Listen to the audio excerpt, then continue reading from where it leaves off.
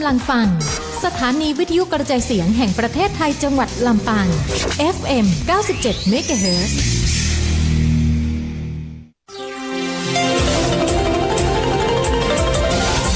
วิทยุแห่งประเทศไทยให้ความรู้คู่ความสุขที่นี่สถานีวิทยุกระจายเสียงแห่งประเทศไทยจังหวัดลำปาง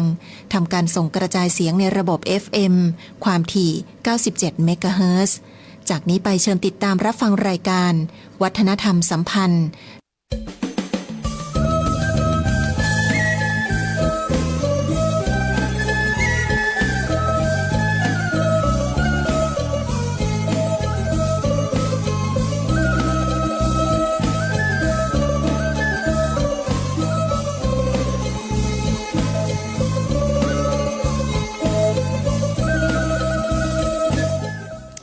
สวัสดีเจ้าแฟนๆที่เคารพรักเจ้าวันนี้วันเสาร์วันแห่งการพบกันนะเจ้าของค้นฮักค้นหุ่มเรื่องของวัฒนธรรมรายการนี้จะจัดกู้วันเสาร์นะเจ้าช่วงบ่าย3 โมงหลังข่าวนะเจ้าเนอเป็นเวลาเกือบ60 นาทีแต่ว่าเอา45 นาทีแล้วกันนะเจ้าวันนี้นะข้าเจ้าจะมาพบกับท่านในวันเสาร์นะเจ้ารายการ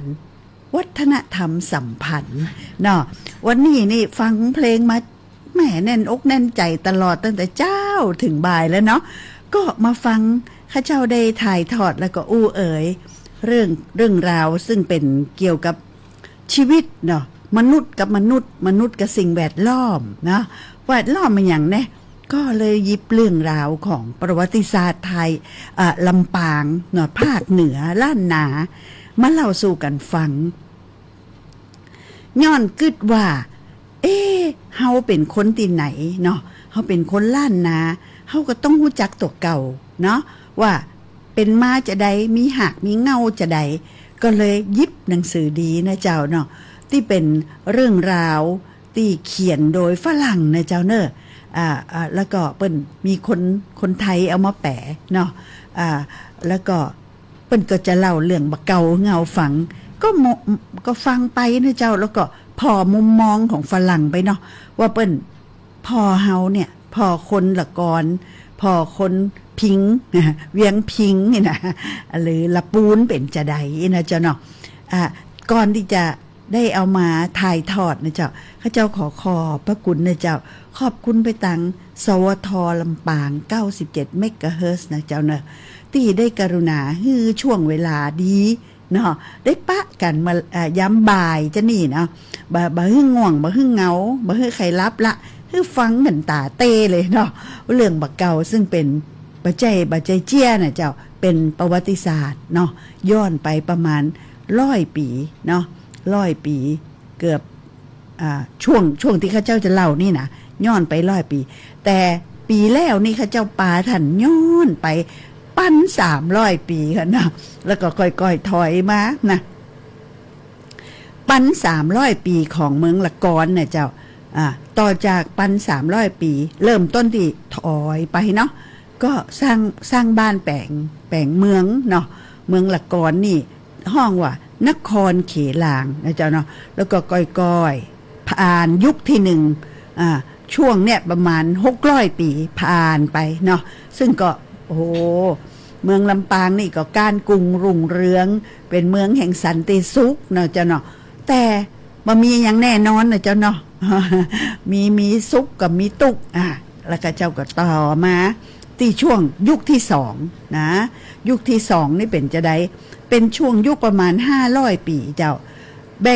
บ่ง500 ปีนี่สักเกิงหนึ่งแล้วกันเกิงแรกเนี่ยเนาะดินแดนของเฮานครเขลางถูกรุกรานหรือถูกบุกเนาะโดยพญามังรายซึ่งมาจากโยนกเจียงแสนอันนี้ต้องยอมเลยเนาะพญามังรายนี่ท่านมีความสามารถแล้วก็ขยายอาณาเขตพอยึดเจียงใหม่ได้ละปูนได้มันก็เหมือนลำปางได้นั่นเองพญามังรายครองบ้านของเมืองเฮานะเจ้าเนาะตอนนี้ความเจริญเนี่ยมันไปอยู่ที่เชียงใหม่ละ ก็อยู่ได้ประมาณ200กว่าปีเกือบ300ปีนะเจ้าเนาะที่นี่ก็มีคนมีอำนาจมีความสามารถอีกละเข้ามาบุกตีแผ่นดินที่พญามังรายได้ครอบครองแล้วก็ขยายเนาะใครอ่ะก็มีเป็นพม่าแล้วเจ้าเนาะผู้ชนะ10ทิศนี่โอ้อันนี้ก็ชื่อก็บอกแล้วนะเจ้ามามีบ่ได้ก้านไขเนาะก็ผู้ชนะ10ทิศก็คือตังพม่านี่นะเปิ้นก็มาเข้ามาครองเนาะแน่นอนตั้งเหนือเฮาเนี่ยมันอยู่ใกล้ๆกันกับพม่าเนาะบุเรงนองก็เข้าครอบครองเพราะฉะนั้นจะเห็นได้ว่าในช่วงที่2นี่ของยุคที่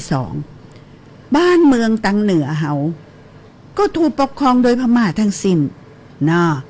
แล้วก็อยู่มาอีก200ปีปลายนะเจ้าเนาะมาสิ้นสุดเอาตัดตรงติแผ่นดินนึกออกแน่นอนก็คือถ้าเจ้าว่าป่อเจ้ากาวิละอีเนาะท่านก็ต้องนึกออกแต่ยังก่อนหน้านั่นนะเจ้าก็คือป่อเจ้าติบจ้างเจ้านี่ป่อเจ้าติบจ้างเพราะฉะนั้นท่านก็จะนึกภาพออกว่าป่อเจ้าในยุคของป่อเจ้าติบจ้างที่ครองดูแลแผ่นดินเมืองลำปางนี่นะเฮาก็ยังอยู่ในอำนาจของพม่านั่นเองนะคะนะก็ทำเกินมาเนาะเกินมาคือเจ้าปีนายน้องได้นึกภาพออกนั่นเองเนาะเพราะว่าเรื่องนี้มันเป็นประวัติศาสตร์มันใจนิทานนะเจ้าอยากจะให้คนเหนือเฮานี่ชัดเจนเห็นภาพรวมๆนะเจ้าเนาะว่าโอ้มันเป็นจะนี่เหรอเนาะ500ปีแรกเนาะถูกปกครองเขาห้องยุค1เนี่ยนะ600ปีที่2เขาห้องยุค2นะแล้วก็ต่อมาตั้งแต่ต้นราชวงศ์จักรีเนี่ยเนาะมาจนเจ้าเอาแผ่นดินปเจ้าบุญยวาทวงมานิดเนี่ยเป็นยุคที่3จบลงตรงนี้เนาะข้าเจ้าอู้มันก็เพื่อว่าหมู่เฮาคนเหนือตั้งหลายโดยเฉพาะคนละกรจะได้ชัดเจนในเรื่องราวของบรรพบุรุษนะเจ้าเนาะเนี่ยถ้าบัจใจว่าตั้งสวทลำปางนี่นะ97เมกะเฮิรตซ์เนี่ยนะคือโอกาสเฮาจะได้มาอู้มาเอ่ยกันเนาะขอบคุณนะเจ้าและข้าเจ้าก็ขอบคุณไปตั้งเครือข่ายลำปางฮักเมืองเก่าอันนี้ก็เป็นไผที่ไหนนี่ถ้าท่านเป็นแฟนรายการท่านจะนึกออกก็คือคนฮักลำปางทั้งหลายแหละท่านตยแม่นก็จะท่านก็แม่นตยคนฮักลำปางมารวมตัวกันอย่างอิสระนะเจ้าเนาะแล้วก็ไปได้ศูนย์ประสานงานอยู่ติวัดเกาะวารุการามกราบขอบพระคุณเนาะท่านเจ้าอาวาสนะเจ้าที่กรุณาให้เฮามีที่ทำงานนะเจ้าเนาะเพราะฉะนั้นเฮาปะกันได้นะเจ้าทุกวันพุธนะเจ้าเวลาบ่ายโมงครึ่งเนี่ยก็จะไปจุ่มกันเจ้าใครไปนะใครย่างบ่ว่าอย่างกันนะเจ้าเนาะไปจุ่มกันนี่อย่างเพื่ออู้เอ่ยกันแล้วก็เดินงานเขาจะมีงานใหญ่นะเจ้าในปี2569นี่งานใหญ่อย่างถ้าว่าเฮาเคารพนับถือกราบไหว้พระเจ้าแผ่นดินเฮาก็ต้องเคารพนับถือท่านเหล่านี้ตั้งแต่หนหลังมาบัดนี้เฮาฮู้แล้วว่าพระมหากษัตริย์ที่สร้างบ้านแปลงเมืองละกรเฮานี่องค์แรกเลยคือพระเจ้าอนันตยศซึ่งเป็นพระโอรสของพระนางจามเทวีเครือข่ายลำปางรักเมืองเก่าตั้งหลายเห็นความสำคัญว่าเฮาจะต้องคือชื่อเสียงความเมตตาเนาะแล้วก็ความกรุณาของกษัตริย์องค์แรกเป็นที่ปรากฏนะเนี่ยจะได้ประวัติศาสตร์อยู่ในหนังสือเนาะอ่านก็ฮู้เรื่องบ่อ่านก็บ่ฮู้เรื่อง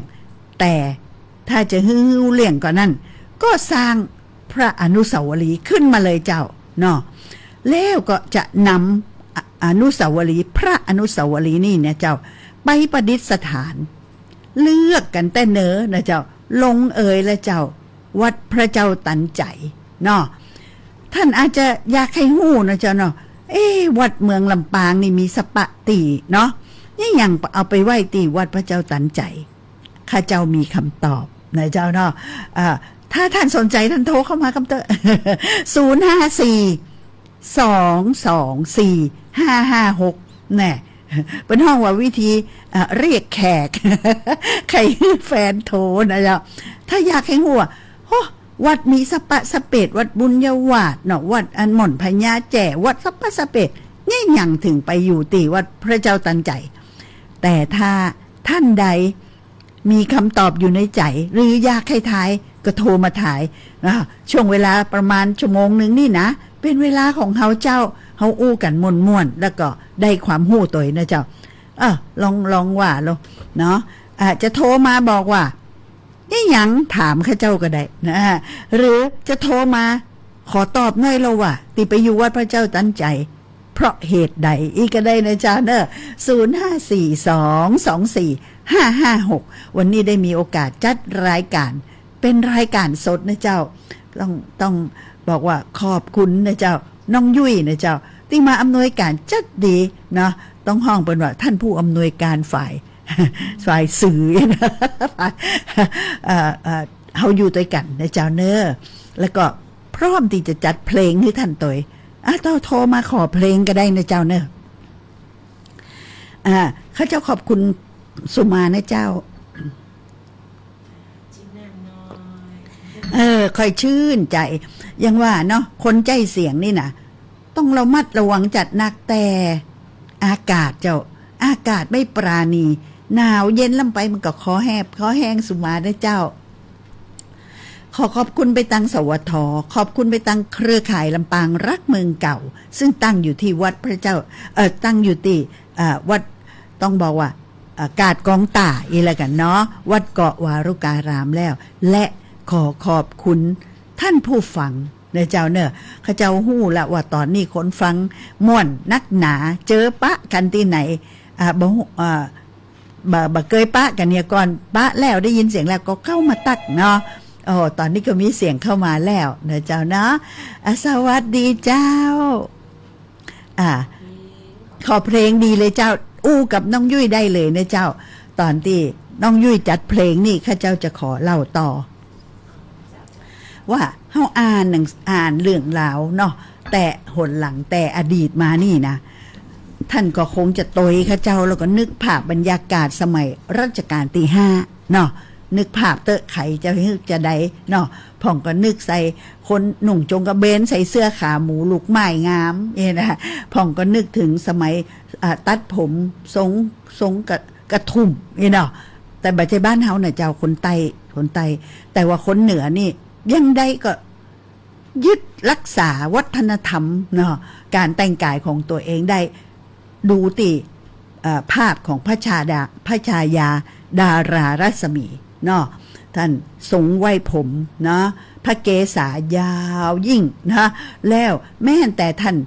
เสด็จไปอยู่ที่กรุงเทพนะเจ้าเนาะท่านก็บ่ได้ตัดผมหรือทำแฟชั่นแบบอย่างคนเมืองหลวงคนพระนครนะเจ้านะท่านก็รักษาแบบอย่างวัฒนธรรมและก็สไตล์ของคนเมืองเหนือไว้ได้ง่ายๆว่าในเขตพระราชฐานส่วนพระตำหนักของท่านนั่น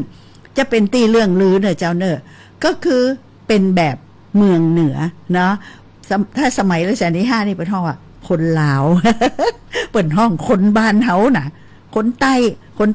ขาเจ้าอู้กับเมืองคำว่าคนใต้นี่ก็คือคนกรุงเทพเนาะบ่เจใต้ปุ่นนะละนองเลยละนองสงขลาอย่างนี้นะบ่ใจนะเจ้าถ้าว่าคนใต้เนี่ยก็คือคนกรุงเทพคนพระนครเนาะอันนี้กรรมคนบักเก่าคน60 70 80 ก็เป็นที่เข้าใจเนาะเพราะแฟนๆข้าเจ้าที่ฟังนี่ล้วนแต่เป็นผู้เชี่ยวชาญชีวิตทั้งนั้นนะเอาเข้าใจกันปรากฏว่า เป็นช่วงที่ข้าเจ้ากำลังเล่านี่นะคะเป็นช่วงของสมัยพระพุทธเจ้าหลวงก็คือรัชกาลที่5พระบาทสมเด็จพระปิยมหาราชเนาะพระบาทสมเด็จพระจุลจอมเกล้าเจ้าอยู่หัวหันก็เจ้าเปิ้นมีพระนาม หลายพระนามเหลือเกินเพราะทรงเป็นที่รักยิ่งของปวงประชาราษฎรเนาะ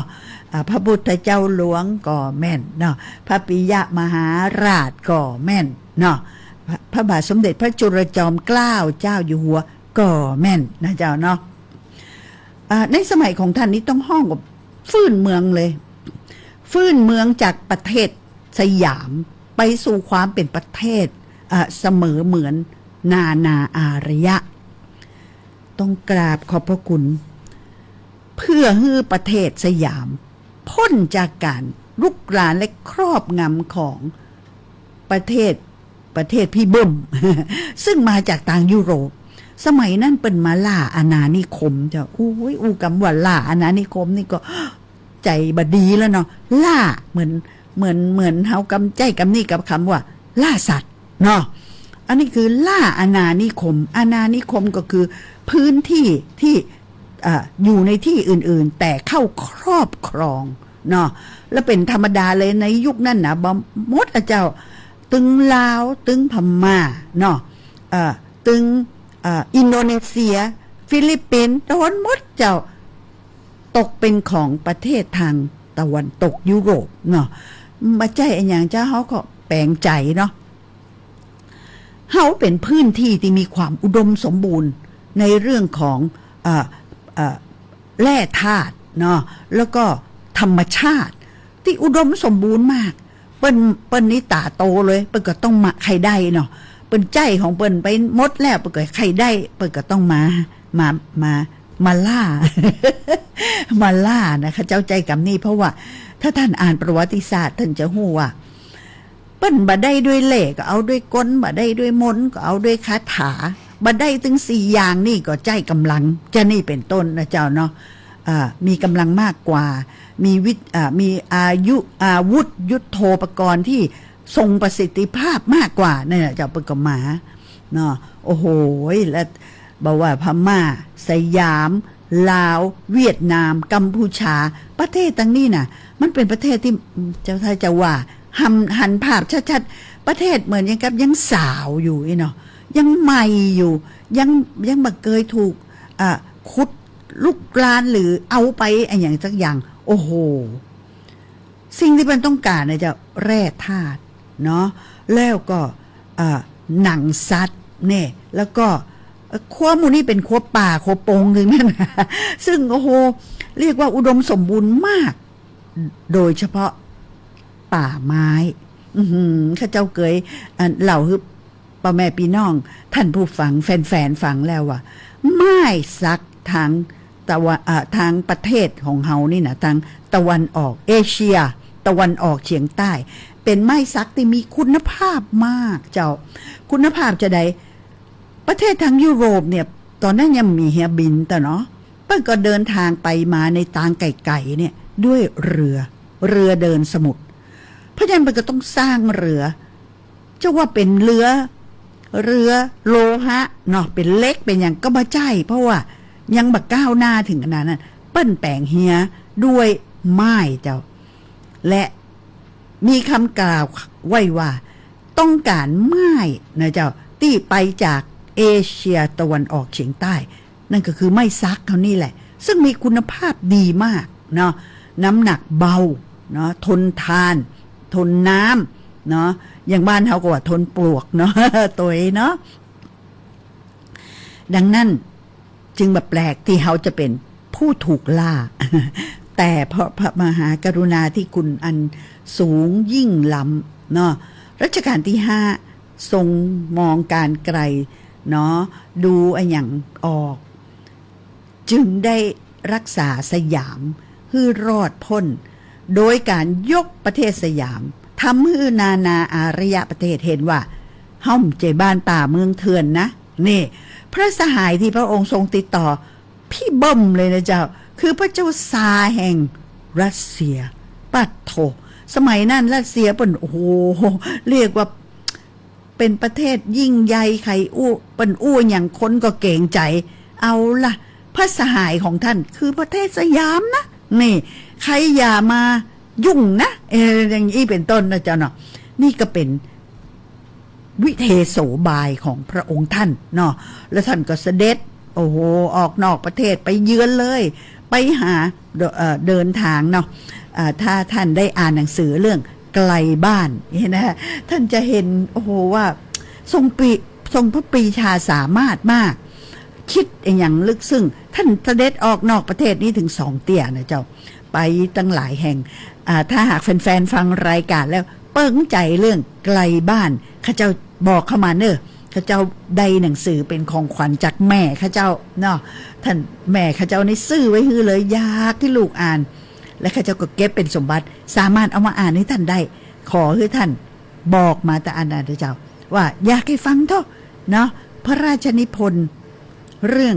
ไกลบ้านของพระบาทสมเด็จพระจุลจอมเกล้าเจ้าอยู่หัวเป็นจะใดพ่องนะที่นี่ก็มาเล่าต่อในสมัยของพระองค์ท่านเนี่ยก็มีฝรั่งอันนี้เปิ้นก็มาเนาะนี่พอเรื่องราวแต่มาจ้าหน่อยเนี่ยมันจะมีอินเทอร์เน็ตอย่างสมัยเฮาเนาะเปิ้นก็เป็นคำบันทึกแล้วก็ส่งไปยังยุโรปก็มีนักศึกษานักธรรมชาติวิทยาสารพัดนักนะเจ้าอยากให้มาเป็นห้องว่าแสวงหาความรู้มีคนหนึ่งเนาะชื่อมิสเตอร์คาร์ลบอกแน่นะจ๊ะเป็นชาวสวีเดนนะจะอู้ไปจิบน้ำไปขออนุญาตนะเจ้ามิสเตอร์คาร์ลบอกนะเจ้าได้เข้ามาในสมัยของพระพุทธเจ้าหลวงและได้ขอใบเบิกทางทูลขอไป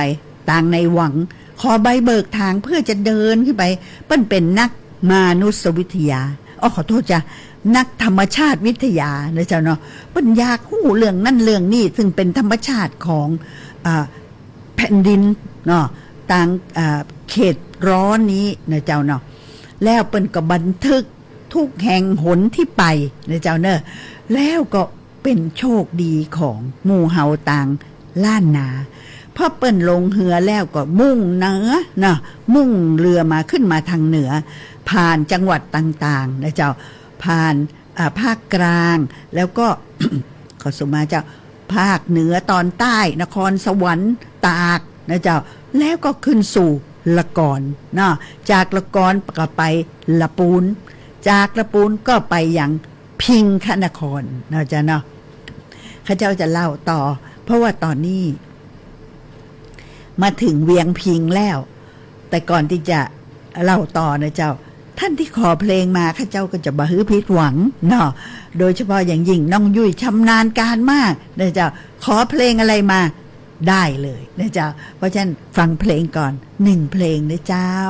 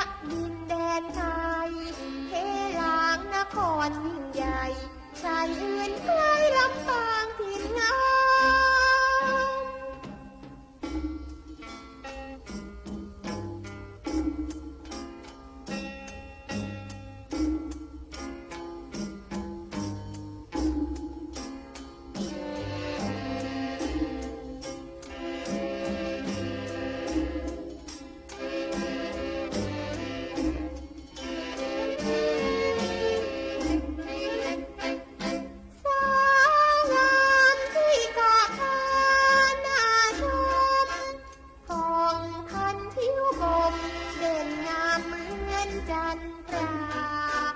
ต่างอยู่สุขประกอบการอาชีพสำมาเบิกบานสำราญอุรานั่งรถมาสุขใจขอพรวอนเจ้าพ่อประตูผาแล้วเลาะมาเพลินชมธรรมผาไทยงามอย่างอุทาดลีละดินแดนไทยเทลางนครยิ่งใหญ่ใครอื่นไกลลำปางถิ่นงาม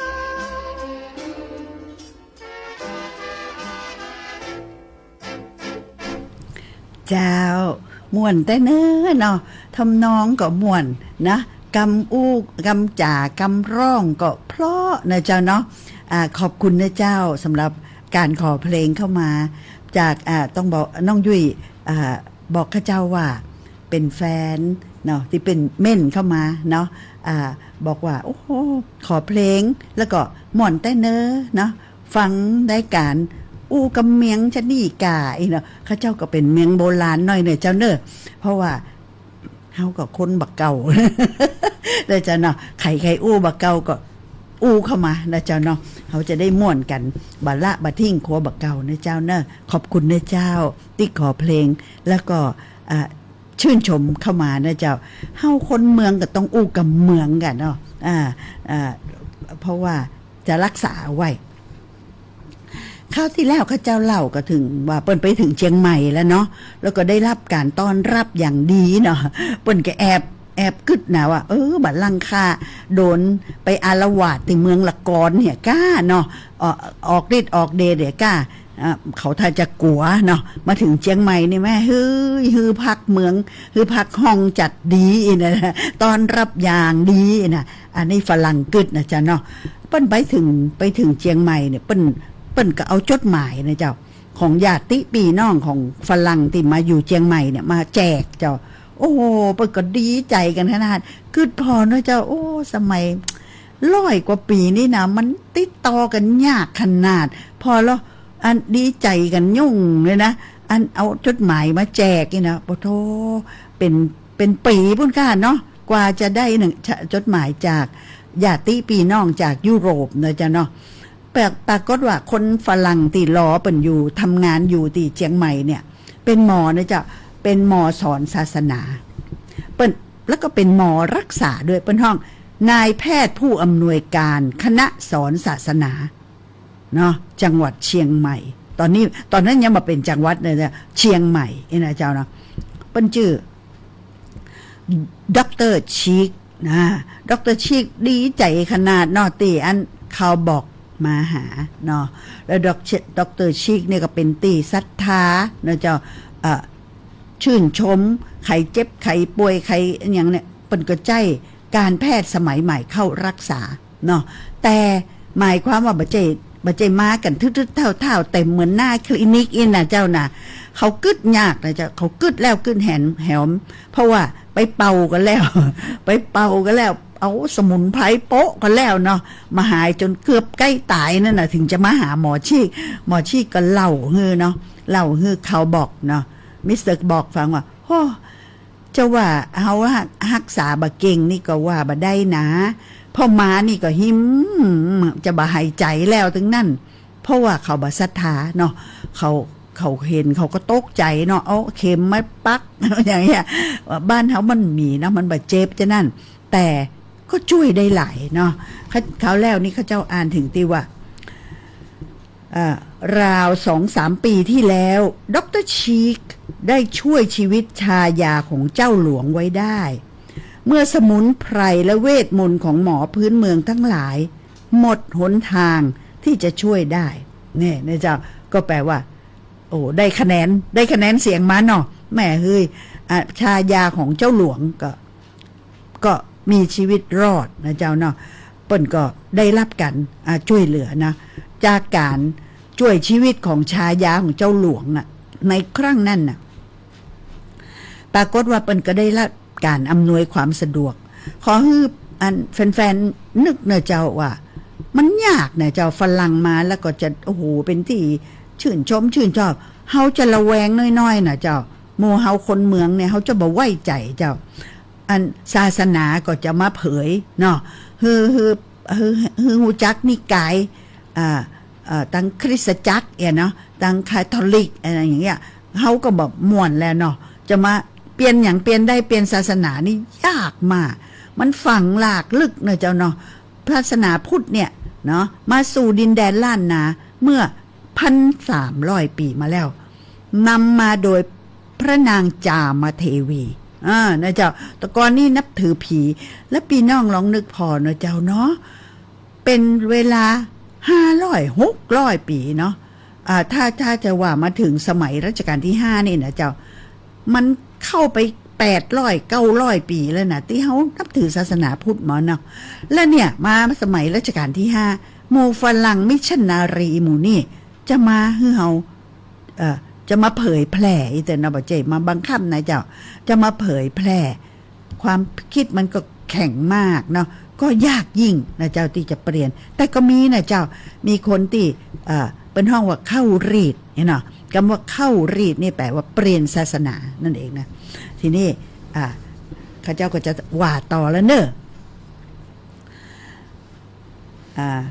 คณะมิชชันนารีก็คือคณะของหมอชีกเนี่ยนะเจ้าคณะมิชชันนารีผู้มีศรัทธานี้จะต้องส่งรายงานกิจการที่ทำไปเป็นประจำทุกปีส่งไปไหนส่งไปยุโรปเจ้าโดยได้รับความช่วยเหลือทั้งในด้านการเงินด้านกำลังใจจากเพื่อนฝูงมิได้ทอดทิ้งคอยสอดส่องดูแลสภาพความเป็นอยู่ของคณะมิชชันนารีด้วยพวกนี้มีบ้านที่แสนสบายตกแต่งอย่างเรียบร้อยด้วยเครื่องใช้ไม้สอยที่ช่วยให้ความสะดวกสบายและทันสมัยโอ้โหนึกออกเลยนะเจ้าเนาะเฮาอยู่บ้านไม้เนาะบ้านไม้แบบเก่าท่านรับตานึกนะบ้าน2จั่นใต้ถุนสูงแบบบ้านล้านนาเฮานี่นะแต่เขามูนี่มาจากเมืองฝรั่งเพราะฉะนั้นเครื่องเขาก็ เครื่องสุมาเจ้าเครื่องอำนวยความสะดวกเพียบที่ช่วยให้ความสะดวกสบายและทันสมัยรวมทั้งออร์แกนอย่างดีตัวหนึ่งคำว่าออร์แกนนี่ท่านถ้าจะนึกออกมันคือเครื่องดนตรีชนิดหนึ่งเนอะเจ้าเนอะที่คล้ายๆเปียโนหรือคล้ายๆออร์แกนไฟฟ้าเฮาประเดียวเนี่ยแต่ของเปิ้นนี่ใจเท้าเนาะใจตีนถีบเจ้าเนาะเพื่อให้บังคับลมเนาะแล้วก็เปิ้นจะใจในโบสถ์นะเจ้าซึ่งจะต้องมีเสมอเพราะในหมู่มิชชันนารีเนี่ยเวลาเปิ้นไปโบสถ์ไปวัดเปิ้นนี่นะเปิ้นจะมีการขับร้องเพลงก็ม่วนไปยังนะจ๊ะ จะห้องเพลงแต่เป็นเพลงสรรเสริญพระเจ้าเนาะก็ต้องเรียกว่าขาดบ่ได้เลยนะเครื่องดนตรีชิ้นนี้นะจ๊ะเนาะเป็นออร์แกนอย่างดีนะคะตัวหนึ่งในบริเวณบ้านก็จะมีสวนดอกไม้ที่ปลูกไม้ดอกเมืองร้อนพันธุ์ต่างๆบานสะพรั่งล้อมรอบแค่นึกเราก็นึกถึงสวนบ้านสวรรค์เลยเนาะและบางครั้งก็มีพันไม้แปลกๆจากอเมริกาที่เพื่อนๆส่งมาให้ด้วยที่เพื่อนๆชาวอเมริกันส่งมาให้ด้วยความระลึกถึงปลูกอยู่ด้วยอันนี้ข้าเจ้ายืนยันเลยเจ้าว่าฝรั่งเนี่ยเปิ้นจะต้องปลูกดอกนะเจ้ายืนยันเพราะอย่างข้าเจ้าเคยไปอยู่เนาะในโรงเรียนที่เป็นศาสนาคริสต์เปิ้นจะมีชาวต่างชาติเนี่ยที่เข้าบวชเป็นแม่ชีเฮาห้องมาเสอเนาะเปิ้นมีความสามารถและเป็นคนสร้างสรรค์ข้าเจ้าชอบไปยื้อดูนะเจ้าที่บ้านของนักบวชนะแคทอลิกที่เชียงใหม่นะเจ้ามันอย่างกระสวนสวรรค์แต่ดอกไม้หลากสีฟ้าก็มีเอาไปเกยหันอย่างสมัยก่อนเนาะสีฟ้าสีม่วงสีชมพูโอ้โหละลานตาพอข้าเจ้าอ่านมาถึงตอนนี้นะข้าเจ้าก็อยากให้ผู้ฟังเนี่ยลับตานึกอย่างกับบ้านในสวนสวรรค์ฉะนั้นเลยเจ้าเป็นชอบปลูกดอกไม้ยืนยันเจ้าพ วกชาวพื้นเมืองที่เคยได้รับการอนุเคราะห์แปลว่าชาวเจียงใหม่เนาะที่ไปรับความช่วยเหลือแล้วก็ศรัทธาในศาสนาคริสต์เนี่ยนะมักพร้อมที่จะช่วยเหลือรักษาสวนให้เป็นระเบียบเรียบร้อยแน่นะเจ้าหรือช่วยข้าพเจ้าในการรวบรวมนกและสัตว์อย่างไรก็ตามรวบรวมนกเอาเข้าอีก่อนนะเจ้าเนาะเพราะอย่างถึงรวบรวมนกและสัตว์เพราะว่ามิสเตอร์บอกเนี่ยเป็นนักธรรมชาติวิทยาเจ้า